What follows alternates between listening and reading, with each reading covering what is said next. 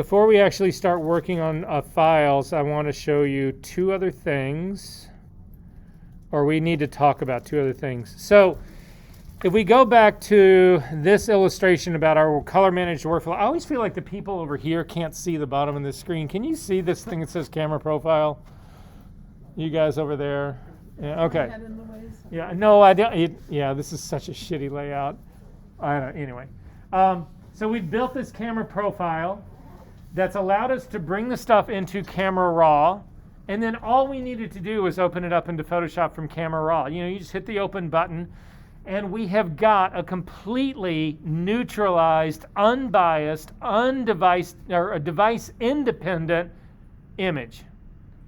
From here, we can push it out to our monitor, or we can push it out to a printer, or both.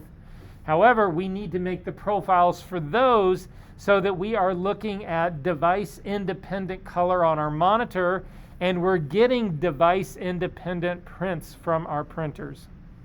Make sense? I'm not going to show you the printing profile process today, but we will get to that before the end of this semester because you are printing your final project. But for right now, what I want to talk about is the monitor profile, because for you guys, this is critical, because if you're not working in with a calibrated monitor or whatever, you're guessing at your color because your monitor's lying to you. It's just that simple, and I'll show you how bad that really gets. So to do your monitor profile, you go to the Media Center and you check out this. It's a puck that looks like this. This is also made by X-Rite, the same people who now make that color card. They've sort of dominated the industry. There's a couple other players, but they're the 800-pound gorilla. When you get this checked out, make sure that you get an i1 profiler. This is an i1 display. If you use the one at the photo studio, that is an i1 studio. They look exactly the same, but they use different software. So make sure that you're using the right software for, so one will say i1 profiler and the other one will say i1 studio. So just make sure. I don't think they have any of the studio ones in the Media Center here. So if you check it out from them, you should be good to go. Just to let you know that the studio one is different. Yes? I'm sorry? So when, I can't really hear what you're saying, but no, you cannot keep it for the whole semester, but you can take it home for 2 or 3 days. I don't know what the checkout period is. However, it's not only this puck, it's also this little thumb drive that's got the software in it. Now, my suggestion is, I don't know how often they update this, but if you go online and you try to just download the software for an i1 profiler, it's the worst possible rabbit hole you could go down. There's thousands of versions of this, and they make it really hard. This company does amazing work, but software distribution is not their forte. There's both Windows and Mac on this. Use this to install the software, and then just run an update, and then it will automatically update the version that you need. Does that make sense, everybody? All right, so just install this software. First time you load it, just click probably help. It should come up anyway. Oh, hang on, wrong program.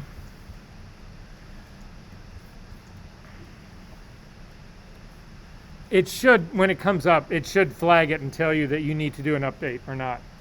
So the software, once you get it installed, looks like this. So it'll come in a folder. There are two things in here. There's the i1 Profiler app and i1 Profiler Tray. This is for automated stuff. We don't have this stuff. So you just launch the i1 Profiler. Before we actually get into a couple things that you need to keep in mind. The first is you need to plug this thing in first. The problem, I don't know, it's a bug in this. They may have fixed it, but it used to be you would get this thing all the way to the end to generate the profile and the program would crash. And it all had to do with not having this thing plugged in first. Now it does a check to make sure that you've got this, but anyway, I would just plug this in before you launch the software.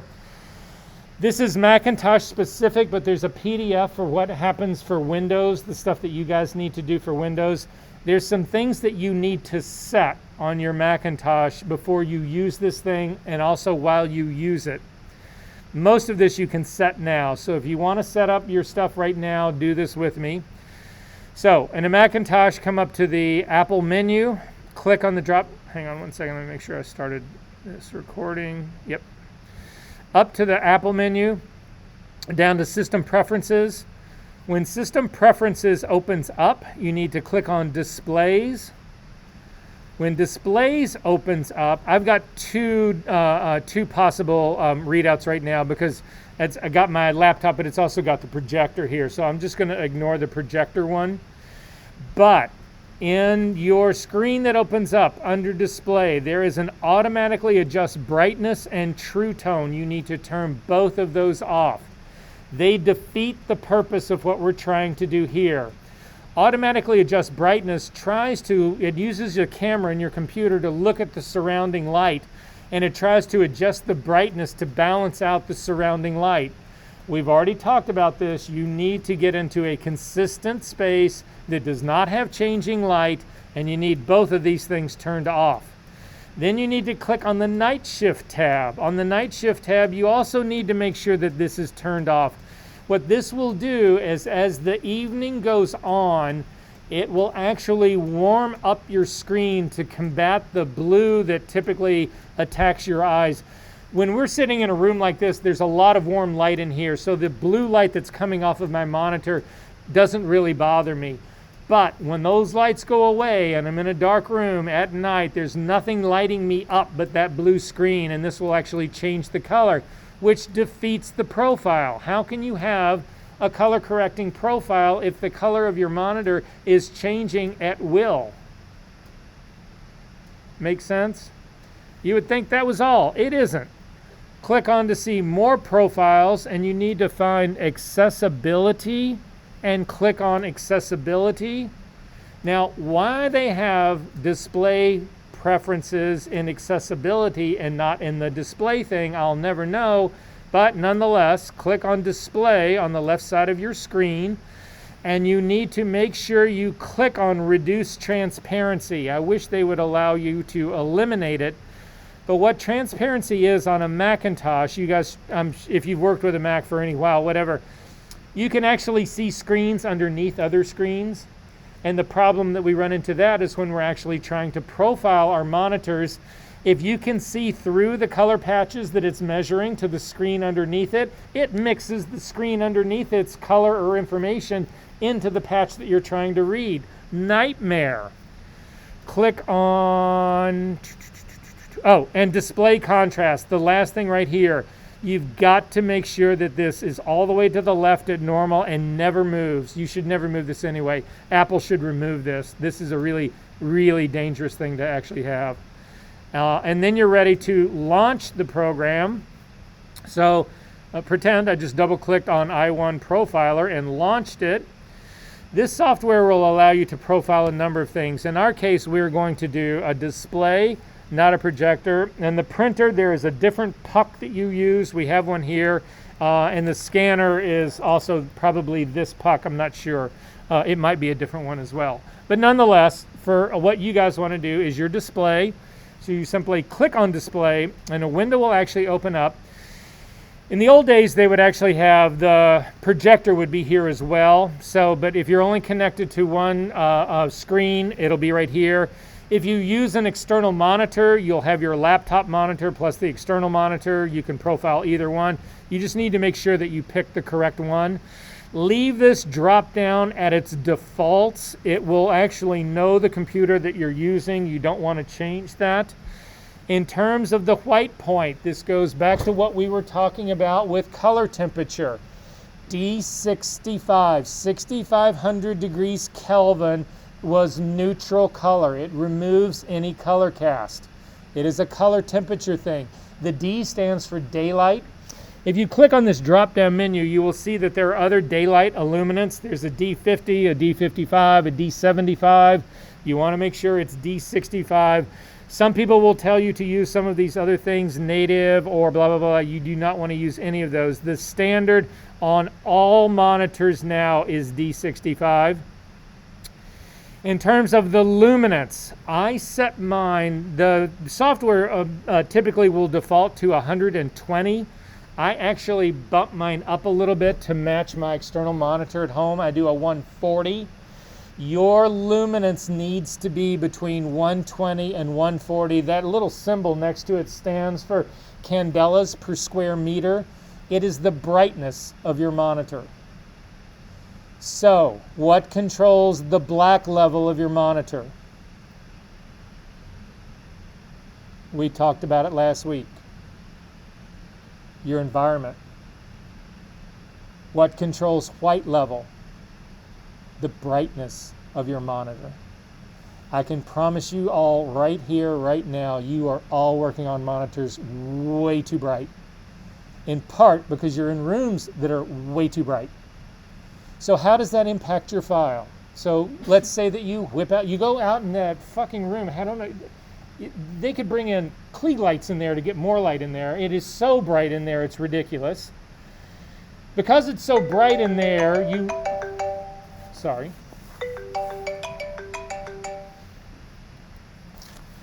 It's my 96-year-old mother. And you guys took precedent over that, wow.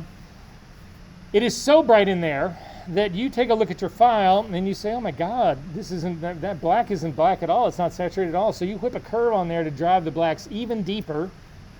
And then you go to do a print and you do the printout and your printout comes really dark. How many of you, that's always the first printout everybody does, they're always too dark. It's because the room you're in is too light. You've compensated by making your file darker to deal with the room that's too light. The problem was never in the file. It was never really in your monitor. It was the room. I told you guys I don't do test strips. I don't do any of that shit. I just print and it's exactly what I'm looking for. But this is the discipline that you need. So anyway, your monitors, I'm telling you right now, are way, way, way, way, way too bright. Like on the order of 200 to 300% too bright. So this software will actually adjust the brightness of your monitor for you and you'll know the point that you'll actually have to be at. So, and then finally down here, the tone response on this, without getting too deep into this, monitors, sensors, cameras, all that kind of stuff are linear devices. They work on a linear contrast scale. Our eyes, however, see on a logarithmic scale, and we need to make that adjustment, and that's what this curve is about, and it will always be 2.2. The reason they have other values in here is there's some people, this program is designed to work for like a whole cornucopia of people. For people who are doing electron microscope work, they need flat images, they need completely uncorrected data. This is correcting stuff so that it looks like it should look for you, for a normal person. But a person on an electron microscope would not want that adjustment made unless they chose to make it after the fact. So there's ways to turn all of this stuff off, but it's for really specialized people. For us, it's 2.2. So those are the settings that you're going to use for this. This last thing down here is the ambient light smart control, which is for stupid people, because if you turn it on, it's that same behavior that we were just talking about that we just shut off on Apple's control panel. It's using the camera in your computer to measure the ambient light, and it will change the profile depending on the ambient light. Again, the whole point of a profile is to not change anything. It's to button all of this stuff down. So you want to make sure that this is not turned on. Are we good? All right, so I'm going to click on the little next arrow. Sometimes this is covered up. You can't see this set of patches over here, so you just need to make your screen wider or scroll over. But you want to click on Start Measurement up at the top. It's going to say, and it's going to start blinking, it's going to say you need to remove the protective cover, swing it around, and reveal the glass lens. It'll also know that I've just done that. Then it's going to tell me to tilt my monitor slightly back so that when I rest this on it, it actually stays against the glass of my monitor. Does that make sense? So here, if this is my monitor like this, and I've got it tilted back, this lays flat against it. If I've got my monitor the other way, this swings in front of it. And if I've got it perfectly up and down, it can swing off of it. Make sense? So if you tilt your monitor back, it just lays on the monitor. That's all it's talking about doing. You can see it right there. Does that make sense, everyone? There is a little counterweight on the back of this that slides up and down so that when you hang it off of the back of your monitor, it actually balances and will stay in place. And then you simply put this thing in the middle of your screen.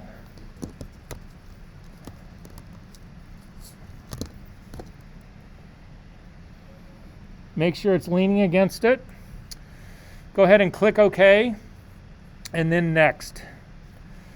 And so the first thing it's going to do is establish brightness.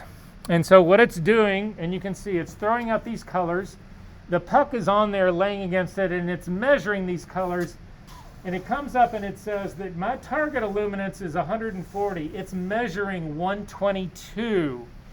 That means I need to make my monitor brighter. And unfortunately, in the Apple world, it's the worst thing about what Apple does with their monitors.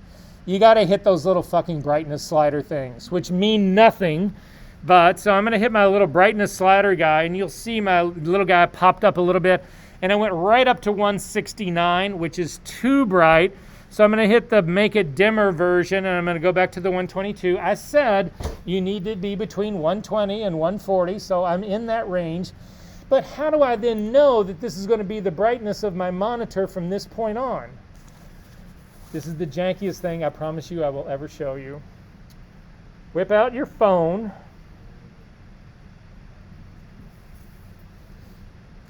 Grab the camera. Make your screen one brighter. So that's now one brighter. It's the wrong thing. Frame your camera. Hit the one darker and shoot a picture really quickly. I have now got a picture. See those little teeth that are running along the bottom? I have a picture right now of the correct setting of that, and I can just count up the little teeth in my picture, and that's the number that I actually need to use on my screen. I said it was janky. At least now you've got the correct brightness for your monitor. Are we good? All right, so this is the correct part. I'm going to go ahead and hit next. So then what happens is that it's a 3-pass thing that's going to happen here. The first of, it's going to try to get this to D65, which is just removing the color cast. It's not trying to build the profile yet at all. It's just trying to remove the color casting to get it to that D65, that color temperature. The next round, it's going to go through these, and it's going to throw out a series of 120 colors and tones. The software knows the color. The puck is measuring the color. Like, it knows this green. The puck is now measuring this, and it's looking for that discrepancy. It's looking for, well, it asked for this green, which was G255, but it only got G242. There's a discrepancy. We need to build the table that will actually nullify that discrepancy. Make sense? Are we good on this part? So it goes through all of that. Then it actually builds the profile, loads the profile, and then it runs through it again to actually check the profile to make sure that it actually worked. It doesn't take as long as I made it just sound like it takes, but it's probably, it's a 5-minute deal. So how often should you profile? Anytime you need to do serious color correction or tonal correction, you should profile that morning. Will it last 2 days? Probably. You don't work for Pixar, but I wouldn't trust it I wouldn't do serious color work today and tomorrow, take 2 or 3 days off, and then start it again. I would profile that 2 or 3 days later. I would profile again. You do not need to profile if you're just doing compositing work, you're just looking at edges and trying to put stuff together. It's not color critical, it's more selection critical, those sorts of things, whatever. It doesn't need to be perfect for that. That's not what you're talking about doing. So a lot of this comes more in the end phase of when you're actually trying to do your final color correction, color grading, that sort of thing. That's when it really begins to matter. But it'll go a long way for anything that you're actually working on. Your porn will look better. You don't need it to be color corrected if you're only working on Word. Those sorts of things. So anyway, you can crank up, if you have trouble seeing your porn, you can crank up the brightness because you have the picture on your phone of how many little teeth to get the brightness back down where it should be to do your color critical work. I'm just trying to say that stuff won't get in your way.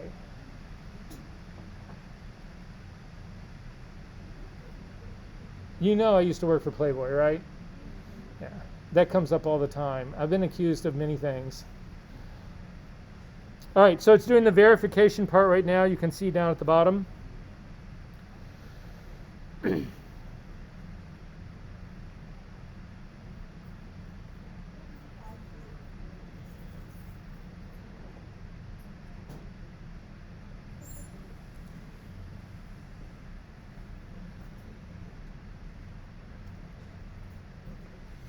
Okay, it says essentially now you need to recover the little protective part on the lens. So I've recovered it. I'm going to hit the next button. It says my measurements were successfully completed. Click next to continue to the next step. I'm going to say okay to that. Take a look at this set of patchworks right here. These are the patches that were originally shown. The upper left is the color that was asked for. The lower right is the color that my monitor kicked out. Are you kidding me? How the fuck do you feel like you can do serious color work when things are this bad? It's just not possible. You guys were never given a chance. You have been shooting in the dark, hoping to hit something. All of your printing has worked like this, suffered like this. This should just be standard. This should be photo practice 1. Anyway, I get a little soapboxy, can you tell? I'm going to hit next again, and it's going to say, okay, well, let's just call this color LCD. Well, that means nothing to me. It does have the date in it, which is correct, although the date format is wrong. This is a format that would be used in the United States. It's horrible. It really shouldn't be that at all, so I'm going to get rid of all of this, and I'm going to call it what it really is. It's my MacBook Pro underscore VER, so I know I'm the one who made it, underscore 2023013. Today's the 31st? Yeah. Okay, so now I know exactly what this is for. It's my MacBook Pro. I'm the one who did it, and I know the date that it was actually done in. I don't need a profile reminder. You guys, if you want to set it, however often you set it, all of a sudden you turn your computer on, it'll say you need a profile again. You can set it for 1 week up to 4 weeks. Again, ambient light monitoring, we are leaving this off. They're just giving you another chance to fuck up your profile. And then I'm just going to hit Save Profile. It says it was successfully saved. You can quit the software now and unplug it. All right, I cannot show this to you on the screen here because this screen, it's only going to show you its profile. It won't show you the new one that I've made here.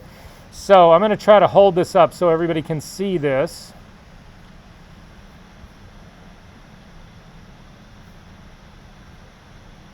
So I go into, again, System Preferences, into my displays, and I'm going to click on Color. And you can see I've got a number of custom profiles that are right here. This is the one that I just built right here. So I'm going to try to get this where you guys can hopefully see this. So those people who are over there you just need to move so that you can see this screen pretty well. And I'm going to show you, and you can get close. You guys can come in close. So this is my profile as it is right now. This is now custom profiled, calibrated monitor. This is what Apple ships. Don't look at the screen. You don't see it on the screen. You see it here.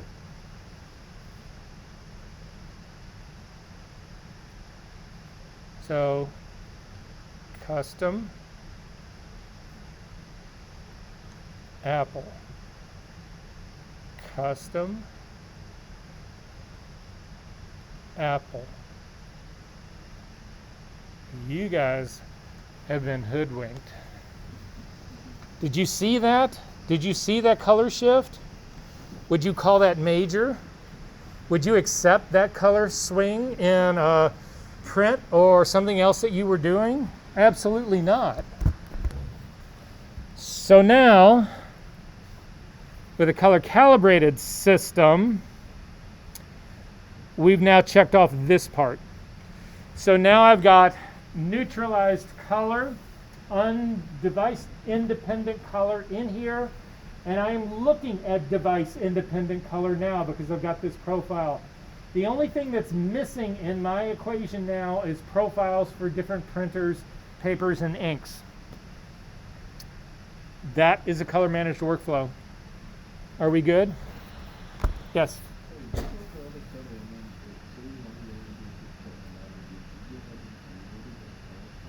You try not to, the real honest answer to that is that you think about the money they paid you and you just move on.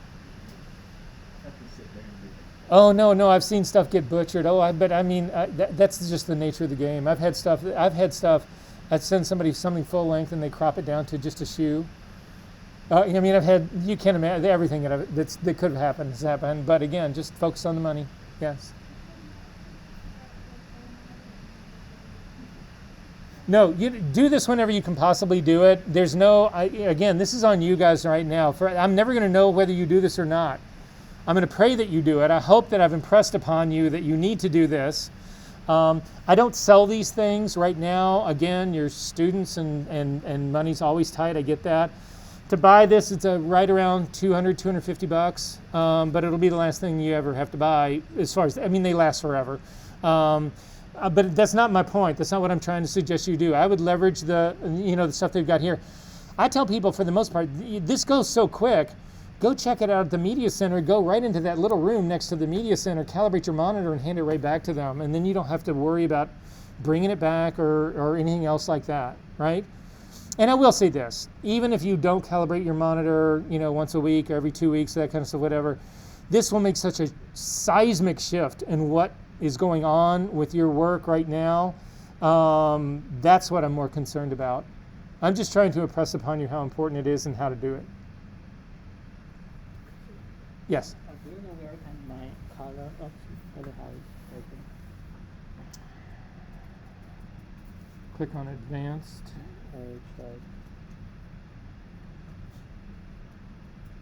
Let's take a look at this right after class is over. Okay, we'll figure it out. Okay, so moving on to something completely different. How many people in this room work with smart objects? Raise your hand up tall so I can really see. Okay, how many of you don't work with smart objects, have no idea what they are? Okay, so pretty much everybody's got some experience. That's great. What the hell is one? Yeah, nobody knows. It's important for us to understand what it is and what it isn't and how we can actually leverage it and the best way to work with it. So that's how we're going to finish up today. We've got a hopefully good amount of time to be able to do this. So this is the way that I want you to think about a smart object. This is the metaphor I'm going to use. This is an envelope. That's all it is. This is a protective envelope called a smart object. So what happens is, if you take an image, either side, it doesn't matter, and you put it inside this smart object, this is protected. There's a number of things that you can do to this, but it doesn't matter. Whatever's inside of here will always be protected. It will not screw this part up. However, you can take what is in here out, fuck it up, and then put it back in, and you've defeated the whole purpose. But nonetheless, there are many things that you cannot do to a smart object because of its protective quality. But there are so many things that you can do with it. We use smart objects to death in this class. In part because I'm always trying to be non-destructive, and this is the first step in non-destructive workflow. However, I don't want to get ahead of myself, so I'm going to talk about this. We're going to look at this part first. So, I want everybody to open up Photoshop, and I want you to go ahead and open up the red car again from last week. It's just a quick file that we can all get to that'll all look the same. So again, go to your session 1. Inside that folder is the redcar.psd, if you can actually open that guy up.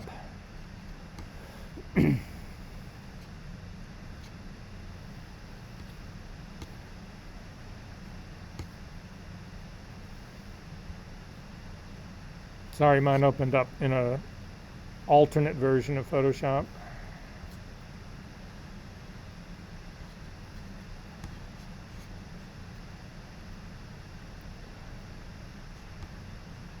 All right, does everybody have the red car? Okay, again, if you've got the color space, the working space that I asked you to actually build, or you're going to use your own, again, whatever you want to do, but this is my retouching workspace. If you pull the workspace off and it's off and it's weird on your screen, and you simply go right next to the A of Adobe and double click really quick, it should snap back up to be as full and big as it can get. If you then double click on the hand of the tool, so down almost the quarter of the way up from the bottom, the hand, double click really quick, the car will get as big as it can get and not go underneath any of your palette. So it'll rescale. You'll see my case, it's 152.36%. I mean, it gets really specific. Yours will be different. But, say what? I'm just double clicking on the hand. If you double click on the magnifying glass, it'll go back to 100%. Double click on the hand, it just goes back up. Is that what you were asking? Okay, I have a redraw problem right here. You can see on my screen right here, it's only showing part of the car in my layers palette right here. I don't really care about that, but nonetheless. I'm gonna come over here to my layers palette, and I make sure that the background layer is active. You can tell it's highlighted. Hit Command L, that will make a duplicate of it. Actually, that brought up levels, sorry.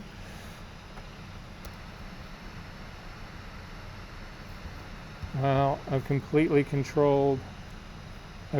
spaced. What's the keyboard shortcut for duplicating a layer? Command J, thank you. Command J.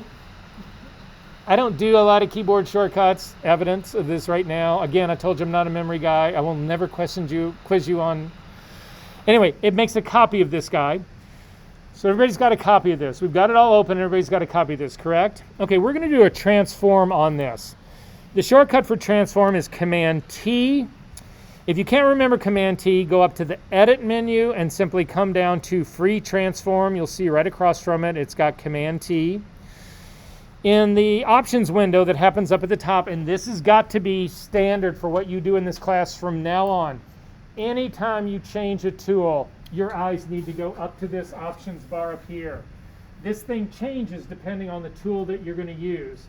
And pretty much all of them, not 100%, but 99% of the tools will have options that you can set up here. And so your eyes need to automatically go up there. The first thing we're going to do is click on this chain link between the width and the height. You'll see as you start to take your way over from the top, there is an X and a Y. That's basically just the positioning of the image. The W stands for width, and it'll be at 100%. Then there's a chain link, and then height will also be at 100%. And then there's an angle for rotation, and then other controls right here, depending on any sort of transforming or warping you're going to do. The one that we care about is the width and the height. If you click on the link between the two, it locks that ratio, which means when you change the width, it will change the height for you, and your image will either get larger or smaller, but it will not distort. So I'm going to click on that guy. And then if you hover your cursor over the W or the H, either one, you will get a little hand with an arrow that points right and left. They call that the scrubby slider. It's a way that you can actually change the values in this. It's one that I typically use. I'm going to do it over the H one, the height. It doesn't matter. I've got the link connected so that it'll change the width as well. And I'm going to drag this all the way down to 5%. So I'm going to keep going down till I get to 5%, and I'm going to let go. Now in this case, I can see the other car behind it. I might be able to turn the eyeball for that one off. Yeah, so I'm going to turn off the eyeball of the bottom layer so that I can see this little baby small car. And actually, when I did that, it went ahead and it applied the transform. So this car now has been crushed 20 times. Again, 5% relative to 100, down by 20%. I'm going to do another transform now. I'm not going to do Command Z. I'm not going to do undo. I'm going to do another transform. Make sure that that top layer is selected. Command T. You'll see that I get the little control handles around it. Click on the link between width and height. And this time I'm going to type in a value. So I'm going to drag across the height. I'm going to hit the delete key, which is a good thing to do because sometimes if you don't hit the delete key, it will actually start adding the value that you're putting in with the 100 still in there. And all of a sudden, I'm going to add 2,000 to this. It would add 2,100. It'll throw you off. So I typically just get rid of it and then type in 2,000. That's 2,000%. Again, we crushed this from 100% down to 5. That was a 20 times reduction. Now we're blowing it back up 20 times, and that's so 100 times 20 is 2,000. And then go ahead, if you take a look at the top, also in the options palette, there's a circle with a slash through it. That means you want to undo the transform, or a check mark means you want to accept it and you check it. And that is one fucked up car. That is a destructive transform, and it's one of the biggest problems we run into in compositing. Because a lot of time in compositing, when you're trying to take elements that didn't belong and put them into a different background, scaling becomes a real issue. And so people start to scale up and scale down and then move it around, and it just keeps, and every single time you rescale, you do this damage. So we need to avoid that part. So I'm going to throw this thing away. So I'm back to my original car, Command J to duplicate that again, and now this time I'm going to convert this to a smart object first. There's multiple places to do this. The first place is in the Layers palette. If you click on the Layers palette and come down to Smart Objects, you can say Convert to Smart Object. That's one place to do it. You can also come to the Filter menu and say Convert for Smart Filters. All that does is turn it into a smart object. And then finally, you can come all the way down to the layer.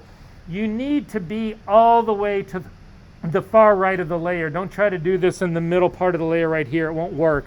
But in the far part of the layer, you can do a right click. Again, for Windows people, it's a right click. For Macintosh people, it's a control click, or if you've got a mouse that's got a right click on it, right click, or it's a 2-finger swipe on a trackpad. But for me, it's just control click. You'll get a drop-down menu, and you can pick Convert to Smart Object from the drop-down menu. You'll know it's a smart object because there's a small little icon in the lower right-hand corner that tells you that it is a smart object. Everybody got a smart object? Okay, we're going to do the same transform. Command T to bring up the transform dialog box. Click on the link between width and height. Grab the scrubby slider and drive it down to 5%. Click on the check mark to say OK to that. I'm going to again turn off the version of the car on the bottom, so I've got a really small smart object here. Yes?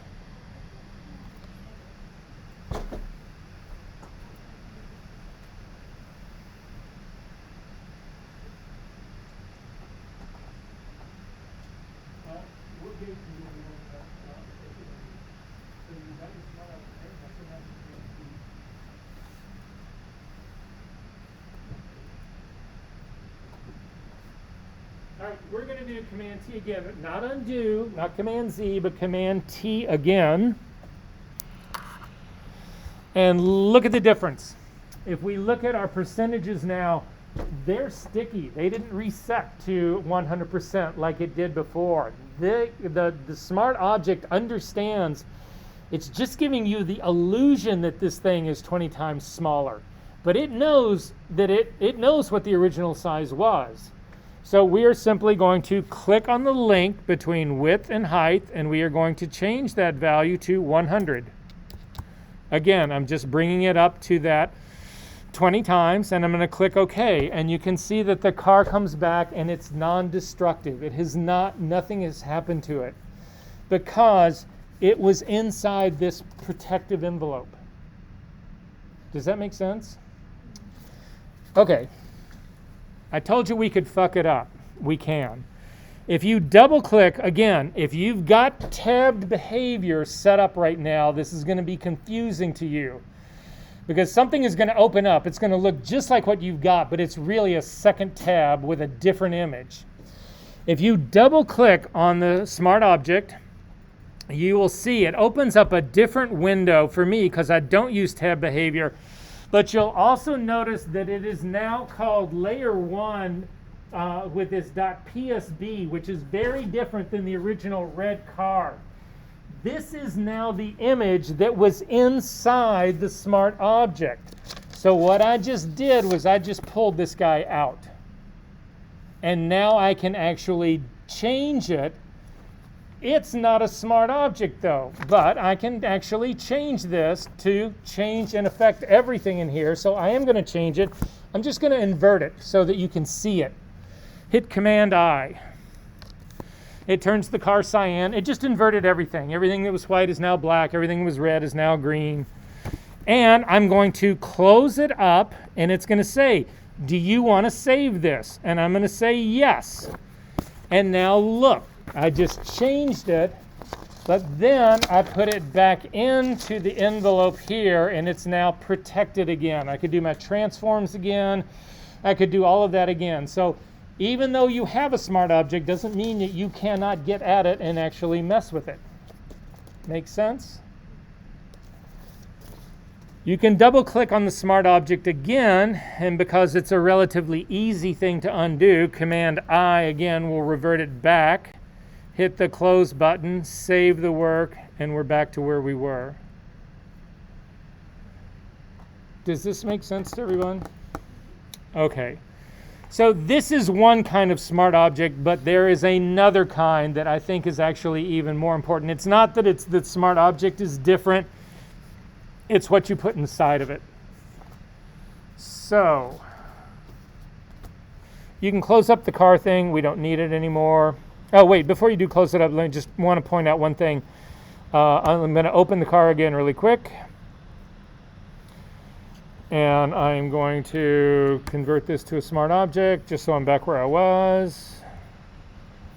Double click on the hand. Hit the B key for a paintbrush. And look what happens when you bring it out onto your image. You can't paint on a smart object. It's protected. Hit the J key. It'll bring up the healing brush tool. You cannot heal a smart object. Hit the S key, clone stamp tool. You can't clone stamp on a smart object. It is protected. Double click on the smart object. Hit the B key for a brush, and you can paint all over it because it is no longer protected. I pulled it out of that envelope, screwed it up, closed it up, saved it, and now I've got a mess. Are we good on this part? All right, you can close this guy up. You don't need to save it. We are going to go after an image in our session number 2. So in the session 2 folder, there is a file called Bruce Fraser copyright 2005.dng. If you could open that up for me. This is part of your homework, and so all I can say, this happens all the time. This is one of your assignments, what we're going to do right now. If you do this and turn this in next week, you're going to get 100 on this assignment. If you don't, and I have people every semester who do not do this, and I do not know why. Oh yeah, I did it, but I forgot, or whatever, blah, blah, blah. Anyway, just do this one with me, okay? When you guys open this up, is your screen looking, we should be in camera raw, is it looking sort of just like a washed out dingy photograph, or do you have something that's really light or dark, or do you have something that looks a lot different than this? If you do have something that looks a lot different than this, we need to get back to the original, the way the original always did look. To get back to the original, come over to the far right side of Camera Raw. There's a little 3 dots that exist sort of like down in the middle part of the screen. Click on those little 3 dots. It'll give you a pop-out screen, and you can click on Reset to Default. And then your screen should look exactly like mine. Yes?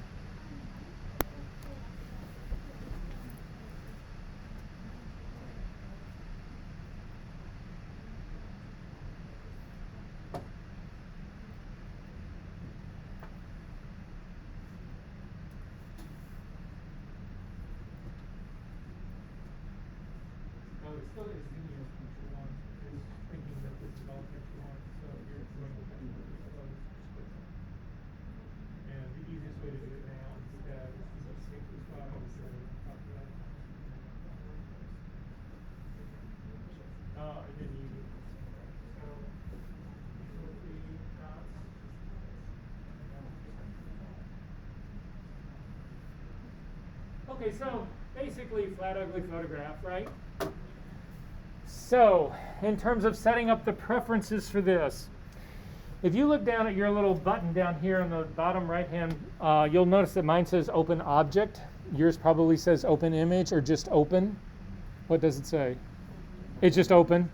It used to say open image. So in this case, you are going to open this as a baked, what we call a baked file into Photoshop. Whatever adjustments that we put in here, it will apply those and it'll bring into Photoshop, and again, what we consider to be a baked file. And what that means is that you lose the access to your raw data. You can always go back and open your raw file again, but you've said, okay, I want this exposure, I want this color, I want this, blah, blah, blah, blah, blah. We're gonna get away from that. So how do you guys dodge and burn? Yes. No, how?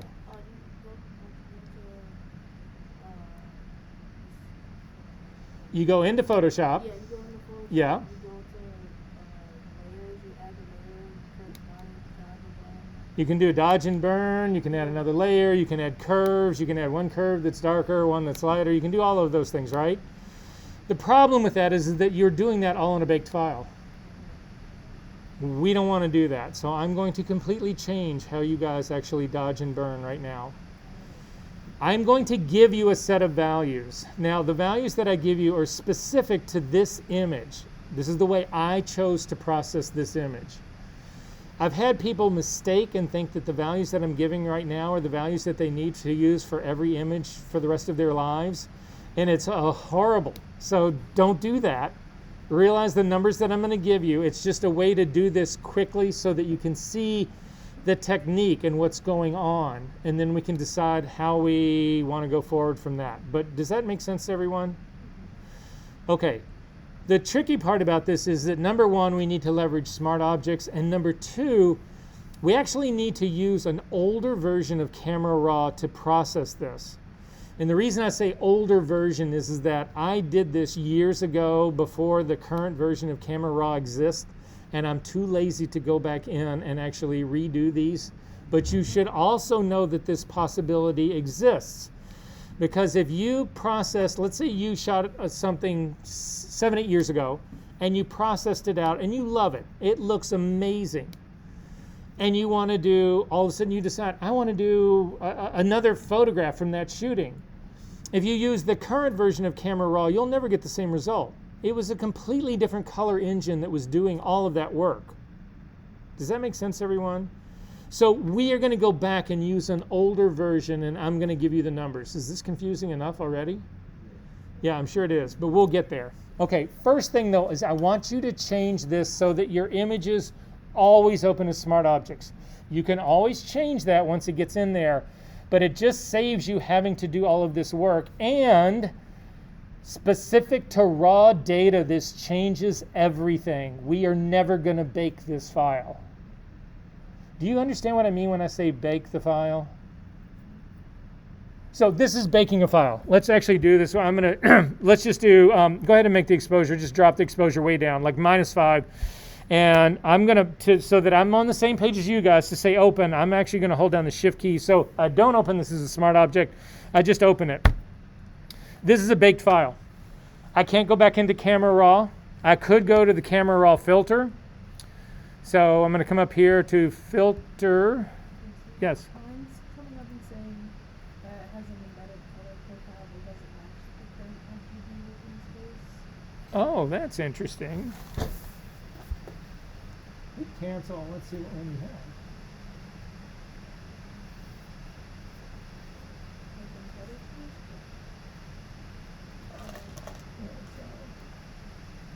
So I don't do any form of everything. That's all right. Let's open it again really quick and see.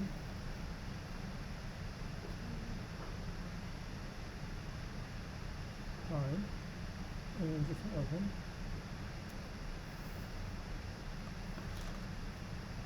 It's going to display profile, so don't worry about this, just go ahead and set it. It's not really going to matter. How do you lighten this back up? Yes. You got a same message saying that there's an embedded profile in here and that there's a problem with that. I don't know where this embedded profile part is actually coming from. It shouldn't be there, but all you need to do is hit OK. It's not going to change anything. So how do we fix this? Well, we could come up to the filter menu and come down to the color camera raw filter, and we could add 5 stops to this in exposure. Is that the way you want your image to look? Horrible. It's because this file is baked. It's now a JPEG or a TIFF or a Photoshop file, whatever exists inside of Photoshop. It is not my raw data any longer. Make sense? So we're going to get away from that. So I'm going to cancel out of this. I'm going to close. I'm not going to save this. Sorry. Cancel. Yes, dismiss. I'm going to close this up. And I'm not going to save it.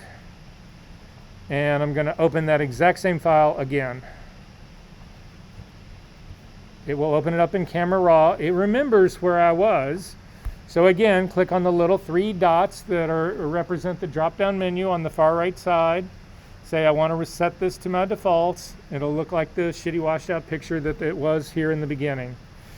Before we go any further, I want you to click on the hyperlink that's right down at the very bottom of your page. You can do it here, or you can click the little gear that's up at the very top. Either way, we'll get to the same place. So either the little gear up here or the hyperlink that's down here. And in the workflow part down here, so on the tabs that are across here, in the workflow part, if you put a check mark next to open in Photoshop as Smart Object, then your computer, your Photoshop will be set correctly to always default to that. Again, we can always undo it, but this is important for us right now. This open dialog box will now change to open object. Yes?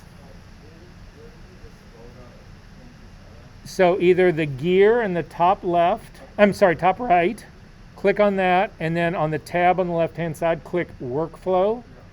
And then at the bottom, put a check mark next to open in Photoshop as Smart Object. And then say OK. Okay, so this now, the open button will change to open object. If you temporarily want to disable that, you just hold down the shift key and you'll see it changes back to open. The reverse will hold true. If you leave it at open and you want to open it as a smart object, hold down the shift key and it'll swap to open as object. But again, in this class, you will be opening stuff working with smart objects more than not. So it's just, especially after I show you hopefully what I'm going to get to today. Okay. So how are we going to process this file? Well, if you scroll down on the palettes that are on the right-hand side, we are going to come down to calibration and open up calibration. And hang on one second, I need to get to my values here. So in calibration, you will notice up at the very top, the process, mine's called version 5. That's the current version of this. If you click on the drop down, you will see that there's a version 4, 3, 2, and 1. It used to be dated, which was a whole lot better. So the original one, version 1, actually came out in like 2002 or 2003. Version 2 was 2 or 3 years later, whatever. Anyway, that's when this all happened, right?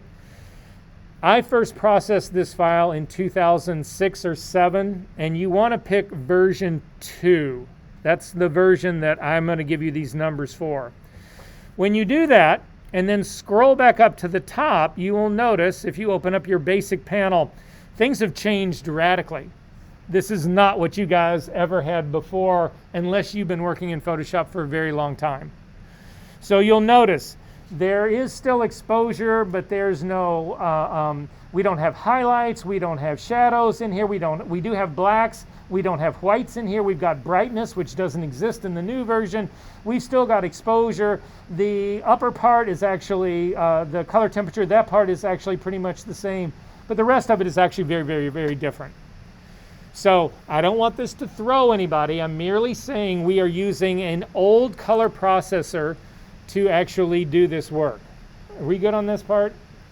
Okay, so this is the values that I want you to put in right now. If you select the color temperature at the very top, and then you can use the tab key, it'll just take you down, it'll just forward one at a time through all of the value boxes so that you don't have to keep selecting every one. So I'm selected the color temperature. I want you to put in 6800, 6800. Hit the tab key. It'll take you down to tint.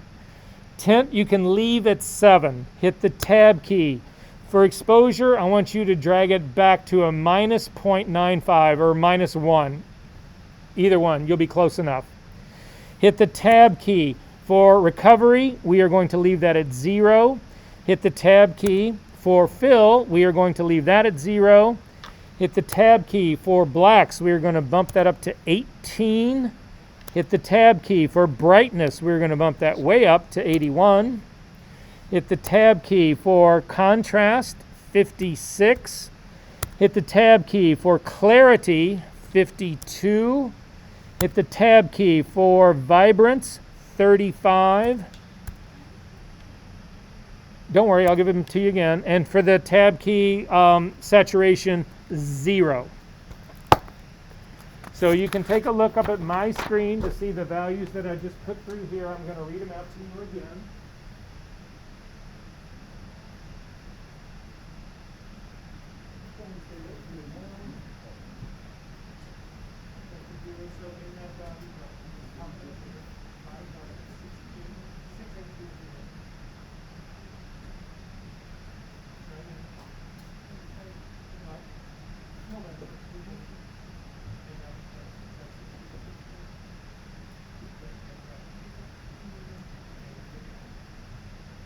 Okay, so I'm going to read these out. So 1600 was for the color, 7 was for the tint. You guys can listen to this. Exposure was a minus 0.95 or a minus 1 stop. Recovery, 0.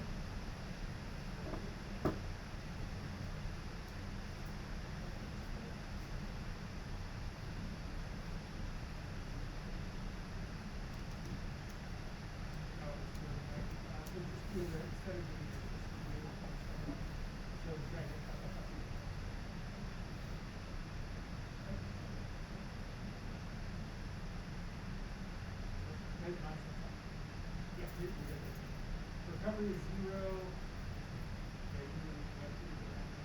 Fill is 0. Relax is 18. Brightness is 81.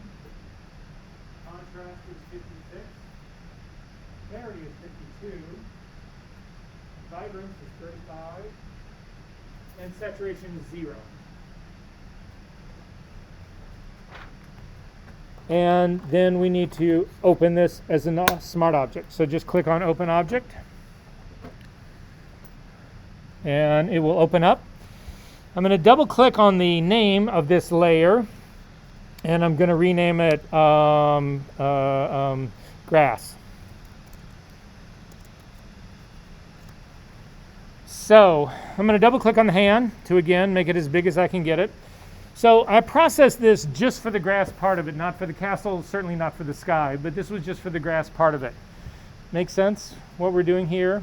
Okay, so now I'm going to create a new smart object and reprocess it to deal with the sky.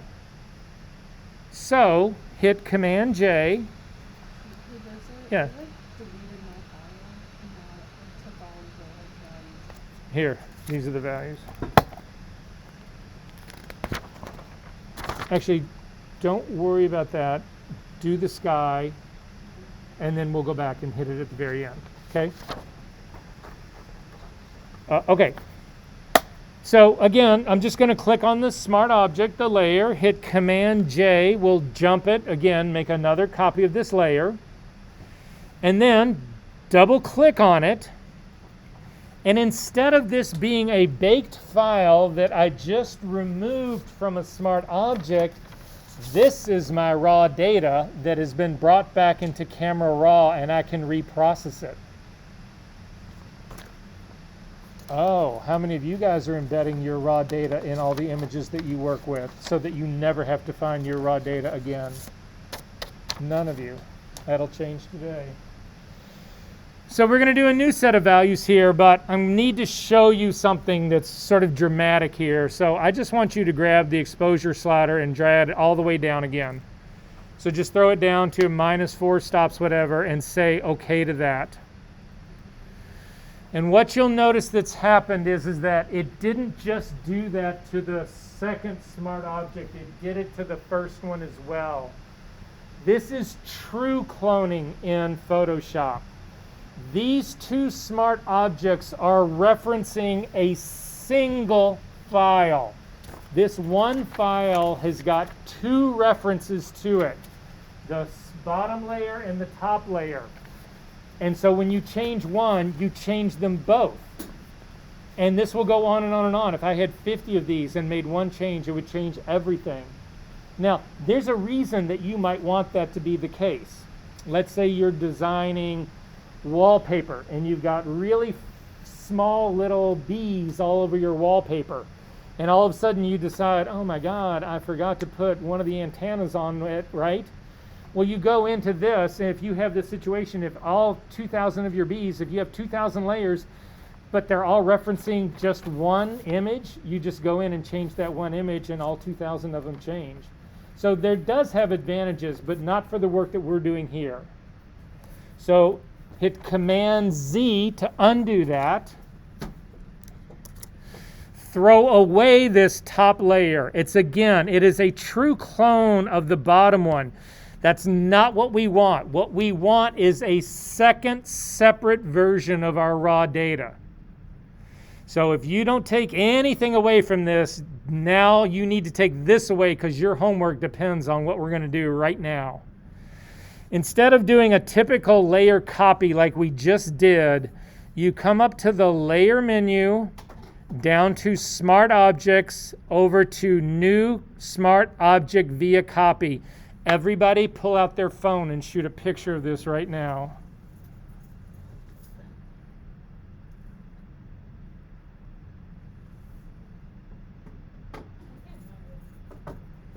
You can't find your phone?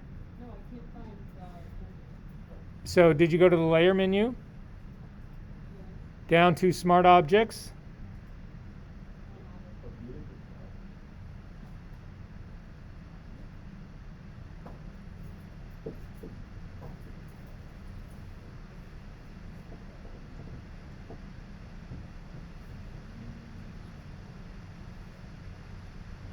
Did you get to it? Okay. And let go. Looks exactly like what we just did, doesn't it? Right? Double click on this top layer called Grass Copy, pull it down to -4 exposure, say OK, and you will notice that it only did the top one, it didn't do the other one. I've now got a separate set of my raw data. Try and do that in Lightroom. I've got now 2 sets of raw data, and all of this is going to remain sticky with my file. I'm going to save this file, and 100 years from now I can open it up, and these settings will still be there, and I will be able to modify them, and it's reprocessing my raw data. Game changer. So I'm going to hit Command Z to undo that exposure change. The smart object is still the smart object via copy. I'm going to double click on it to open it up, and I'm going to give you a new set of values. We're going to process this just for the sky. So drag across the color temperature, and the value that I want you to put in there is 4700. Hit the,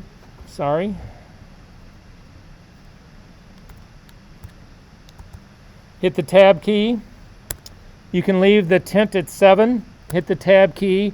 For the exposure, drag it down to a -1.5 stops.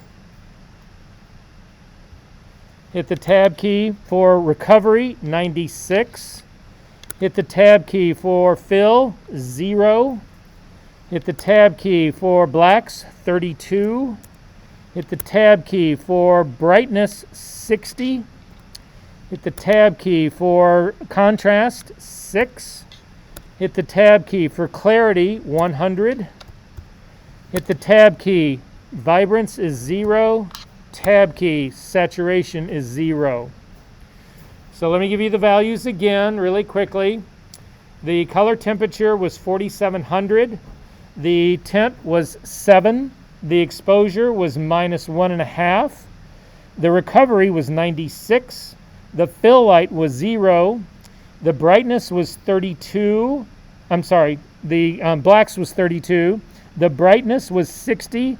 The contrast was 6. The clarity was 100, 0 saturation, and 0 vibrance. Are we good? You can see I've sacrificed everything on the ground and the castle to build the most cloud I can get in the sky. Try to do that with a fucking curve on a baked file. Will never happen. Say okay to this. We're going to do one final one, and we're going to do it for the castle itself. So you should have an image now that looks dark and shitty like this. But if you turn it off, you should have a beautiful grass one underneath it. Does everybody have this? No? Oh yeah, it's a great idea to rename grass copy and call it sky. And then again, I'm going to turn this guy on. It doesn't matter which one you duplicate right now. It doesn't make a bit of difference. I'm actually going to put my castle between the grass and the sky, and the only reason I do that is just order. It's just easier for me to work that way. So I just imagine it, the grass, the castle, the sky. So I'm going to click on my grass bottom layer. I'm going to go up to the layer menu, down to Smart Objects, over to New Smart Object via Copy. I'm going to double click on it to go back into Camera Raw. I've now got 3 copies of my raw data that I am processing with 3 different XMP settings. Yeah. Click on the temperature, and for the castle, we're going to leave it at 6800. Hit the tab key. 7 for the tent. Hit the tab key. -1.5 for the exposure. Tab key. 52 for recovery. Tab key 27 for fill. Tab key 16 for the blacks. Tab key 91 for the brightness. Tab key 68 for the contrast. Tab key 100 for the clarity. Tab key 0 for the vibrance. Tab key 0 for the saturation. So the numbers again. For the color temperature, 6800. For the tent, 7. For the exposure, -1.5. For the recovery, 52. The fill light, 27. The blacks, 16. The brightness, 91. Contrast, 68. Clarity, 100. 0 vibrance, 0 saturation. We good? And say okay. Okay, so now we need to pull these things all together. A good half of this class at the end of the day is about making selections. I'm just going to throw this out to you right now. If you can make a good enough selection, you can do anything. Right now we're going to do some down and dirty selections. They're not going to be the best. We will get into refining those next week, but for the time being, we're going to hit this pretty rough. It'll just give us the result that we're looking for here really quickly, and I can show you how to use one of the tools that most of you are abusing. So we are going to use the quick selection tool. If you come over to your tool palette and you come down to the 4th tool and you click on it, you should get a flyout menu, and you should have object selection, quick selection, and magic wand. I'm actually going to ask you to grab the quick selection tool. If you bring it out over onto your screen, it is a brush. To change the size of the brush, I use keyboard controls for this. If you're a heads-up display kind of person and you want to keep working that way, that's fine. What I don't want you to do is start to come over and use this drop-down menu and fuck with the sizing over here. There's just no reason to do that. But anyway, hover your cursor over your image. If you look at the P key on your keyboard, just to the right of the P key are open and closed square brackets. The key right next to the P key, the open bracket, is makes your brush smaller. The one to the right of it makes it larger. So I simply click on the right of it, and it makes my brush a little bit larger. And I'm going to make it about the size of a quarter, a nickel, something like that, roughly about that size. So the way the quick selection tool works is this. It looks for an edge. But that means you cannot touch the edge with it. So what I want is I want it to pick the horizon line. I want it to pick the edge along the sky. I can start here just with the sky, but if this brush crosses that line, it will no longer look for the horizon line. It will start to look for another edge further down in the image. So your brush needs to stay away from the thing that you want it to pick. Does that make sense? But there's another thing. Photoshop does a great job at a lot of this, but you can make things better for Photoshop's tools. So when I look at this, how well can you distinguish that horizon line? It's pretty good, but it's not great. Turn off the sky. Isn't that more contrast? Isn't that a much better delineated horizon line? You bet. So this is the version that I'm actually going to use. As a matter of fact, I'm going to turn that off and I'm going to go back to the grass one. The grass one's even better because I don't have anything going on in the sky. So I'm going to click on the grass one to make it active. I'm going to bring my quick selection tool up. I'm going to make it just one click smaller. I'm going to start clicking in the top right part and I'm going to click and start to drag. But again, you do not want this tool to go near the castle. You don't want it to go near the horizon line. The tool will do the work for you, and you can see it's already done a really good job of this. And I've now got a selection of the sky. Does everybody have the marching ants on the sky? We good? Go back up to your sky layer, select it, click on the eyeball to make it active. And then if you look at the bottom of your layers palette, there is a little icon that is a square, a white square with a black circle in the middle of it. That is the Add Layer Mask icon. Simply click on it. Because you had a selection going, it actually creates a layer mask based on that selection. Did this work for everyone? Okay. We need to get the castle now. So I'm going to turn that layer off because again, I've got a much stronger contrast line between the castle and the sky, but I still had a better one. I had the best one between the sky and everybody else is this grass layer, the very bottom one that I was using. I'm going to zoom in on the castle. The quick for zoom tool, no matter what tool you have selected, if you hold down the space bar, you will temporarily get the hand. If you hold down the space bar and the command key, it would be control key for Windows, you get the positive magnifying glass.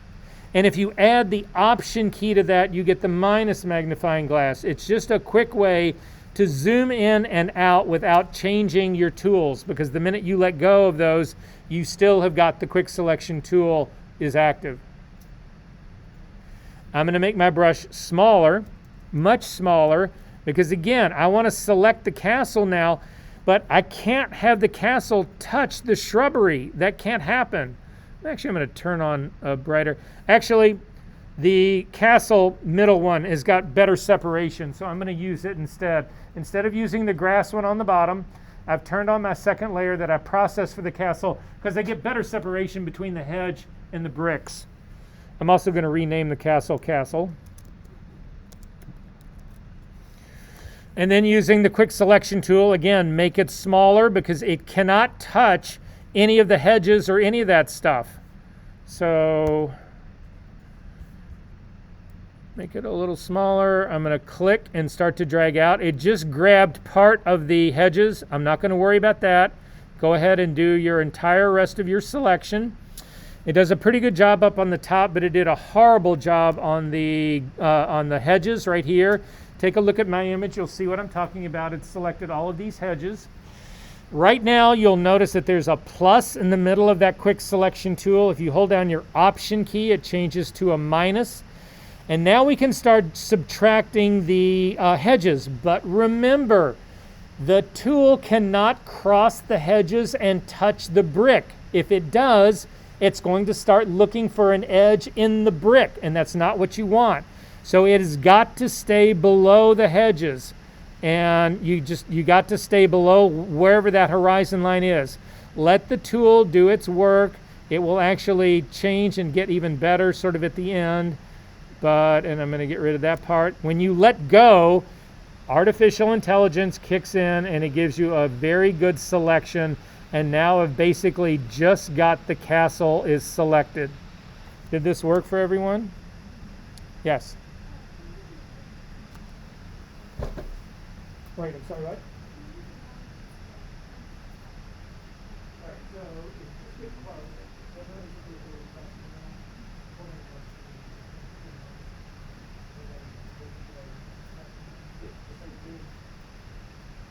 All right, so I've got the castle is now selected.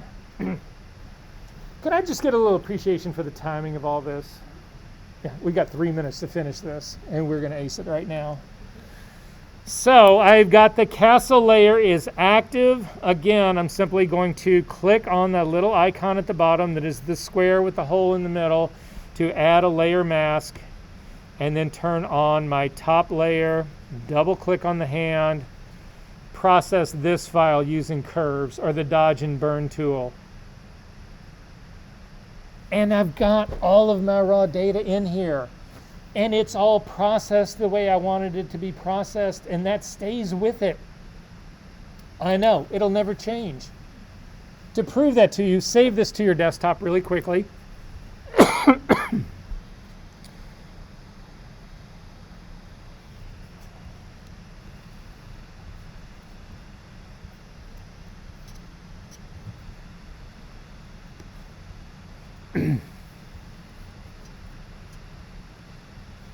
Not want to save that as a PDF.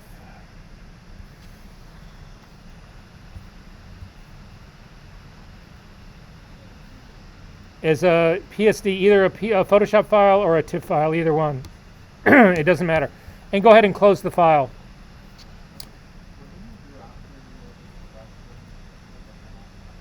So if you look at the bottom of your layers palette, first off you need to select the layer that you need the mask on. Well, you just created a mask for the castle, right? So select the castle layer, and then at the icons that are at the very bottom of the layers palette, there is a square that is white with a dark circle in the middle. Click on that. That's the add layer mask icon. And then turn on all your other layers. The eyeball for all your others. Yep, there you go. Double click the hand and you'll see your finished image. Open this image right back up again. Go to the File menu down to Open Reset and just open it up again. Double click on any of the smart objects. You'll go right back into Camera Raw with all that material there. This is 3 copies of your raw data, processed the way you want it. You will never, ever, ever be able to do this kind of work on a baked file. So, last thing, gild the lily. You feel like, well, okay, Verser, yeah, but this is a little extreme. I think the skies, this is a little intense, right? Simply click on the layer that is the sky, hover over the opacity word that's in your layers palette. You get the scrubby slider again, click and drag to the right, to the left, and you just start to reduce the impact of that layer. You can fine tune this all you want.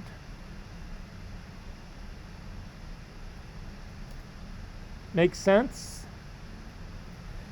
So you need to save this file and bring it next week. Next week, along with all the other assignments that you do. We'll look at them really quickly right now. But the other assignments, and then we'll just put all of that on the server next week. We will go through that process here in class. Okay, so don't worry about trying to get it on the server beforehand. Last but not least, if you take a look at the assignments,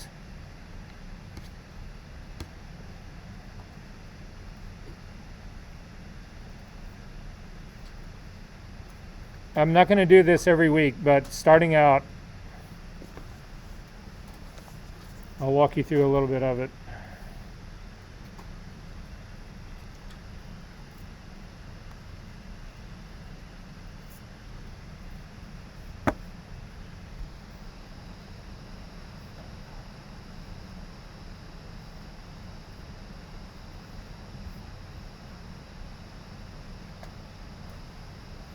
So, there is a set of working files for you to do all of this on. Just take your time, read through the assignment. You are going to create a custom there's 4 shootings. You're going to create a custom DNG profile for each of those sessions.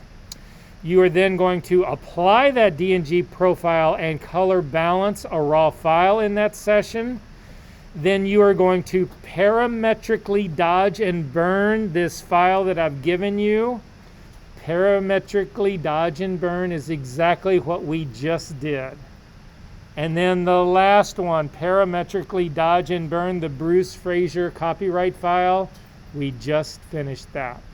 Save that file. That's what you'll turn in for this last assignment. So you really only have 3 assignments in the reading. Are we good? Questions? I'll see you next week. Oh, yeah. Yes.